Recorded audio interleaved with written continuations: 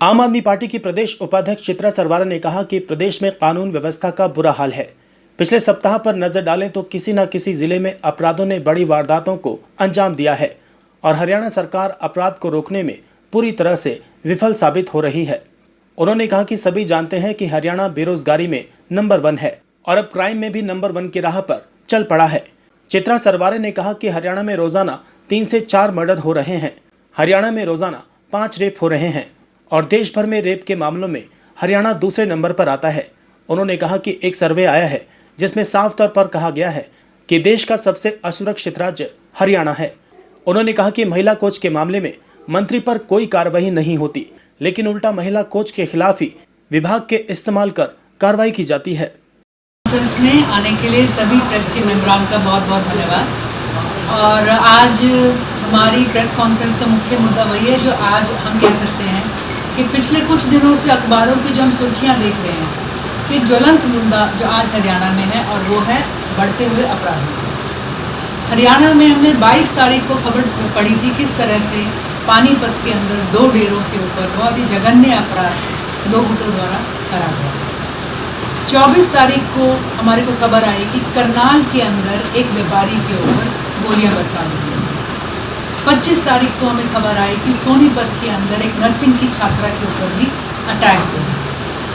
आज अगर अपने अंबाला की ही बात करें तो आज हमारी ब्रेकिंग न्यूज़ ये रही कि टांगरी के ऊपर एक शव मिला है जिसका किसी धारदार हथियार के साथ जिसकी हत्या कर दी गई। हरियाणा में बढ़ता हुआ क्राइम, बेरोजगारी में हरियाणा देश के अंदर नंबर 1 है। ये आंकड़े सबके सामने बहुत समय से हैं, सालों से चलता आ रहा है और अब साफ है कि हरियाणा देश में क्राइम में भी नंबर 1 बनने की तरफ पूरी तरह से अग्रसर है। हमारे प्रदेश स्तर के आंकड़े क्या कहते हैं? अगर आप मर्डर की बात करें तो हरियाणा में 3 से 4 मर्डर प्रतिदिन होते हैं। हम देश में मर्डर्स के जो रेट है, मर्डर रेट में नंबर 2 पर है। अगर आप रेप्स की बात करें हरियाणा के अंदर तो हरियाणा में कम से कम 5 रेप प्रतिदिन हो रहे हैं। रेप रेट के हिसाब से हम देश के अंदर फिर से सेकंड नंबर पर आते हैं। अगर आप किडनैपिंग्स की बात करेंगे तो हरियाणा के अंदर प्रतिदिन 10 किडनैपिंग्स आज की तारीख में हो रही हैं और इस मामले में हम देश के अंदर तीसरे नंबर पर हैं। अगर अनुसूचित जाति के खिलाफ क्राइम्स की अगर आप बात करेंगे तो उसके अंदर भी देश में कम से कम हमारे प्रदेश में 4 से 5 क्राइम्स प्रतिदिन अनुसूचित जाति के खिलाफ हो रहे हैं। इस मामले में भी हम देश में 6ठे नंबर पर हैं। एक सर्वे आया है पीछे जिसका जो हमारी सोशल प्रोग्रेस इंडेक्स है, जो सामाजिक प्रगति का हमारा सूचांक है, जिसे हमारे पीएम ऑफिस से रिलीज़ किया जाता है।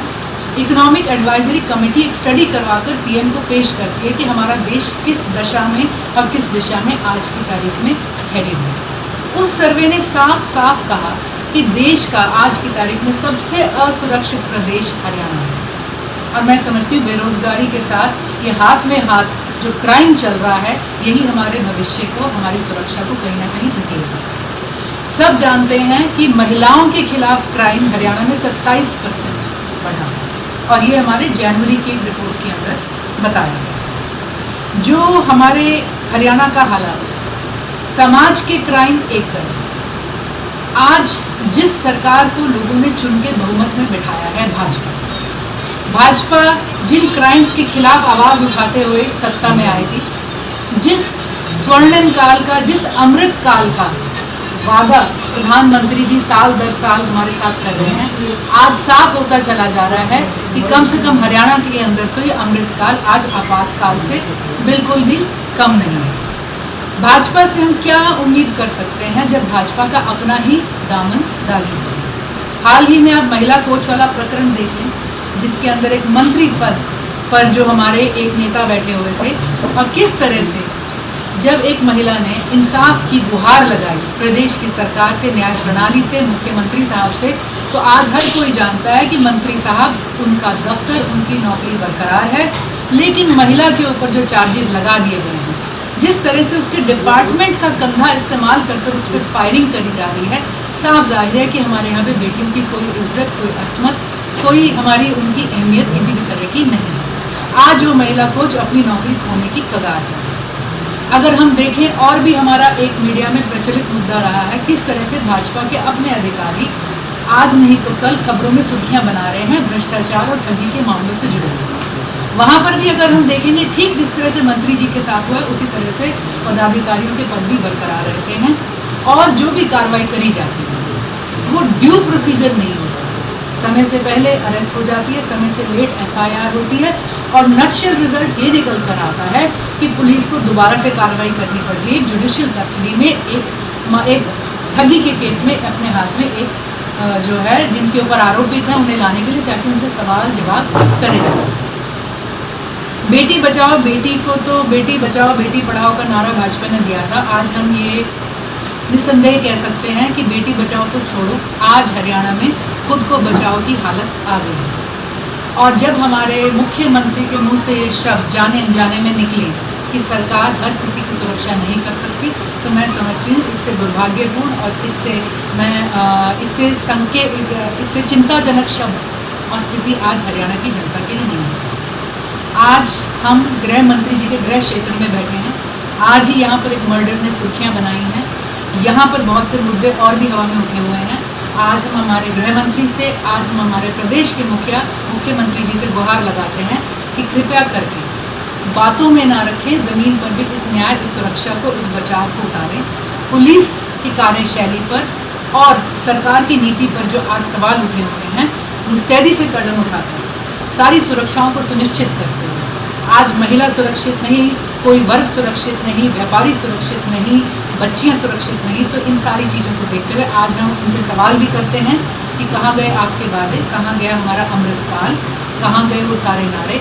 और हम आज उन्हें कहना चाहेंगे कि जल्द से जल्द आप अपनी व्यवस्था को दुरुस्त करें आने वाले साल में, वरना जो प्रदेश की जनता है वो भाजपा सरकार को दुरुस्त जरूर करें।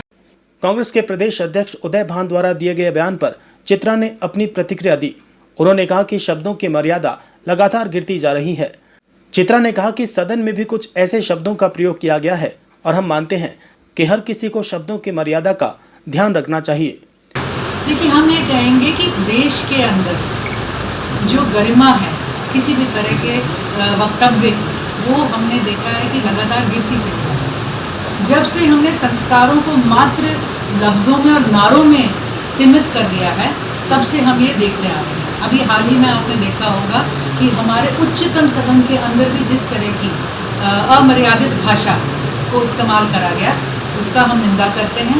हम समझते हैं किसी के बारे में भी कोई शब्द कहते वक्त हर किसी को अपने मंशा, अपने शब्दों पे ख्याल रखना चाहिए। किसी भी तरह से इस बात को कंडोन नहीं करा जा सकता, किसी भी तरह से इस बात को सही नहीं कहा जा सकता। लेकिन भाजपा ने जो देश में मापदंड कर दिया है, भाजपा ने जो इस देश में अब चलित कर दिया है, तो ये उसका एक दुखद स्वरूप है जो आज हमें हर लेवल पर देखने को मिला। आम आदमी पार्टी की नेता चित्रा सरवारा ने कहा कि अंबाला में इस समय भ्रष्टाचार चरम पर है और अंबाला कैंट में जितने भी प्रोजेक्ट शुरू किए गए हैं वे सभी अधूरे पड़े हैं।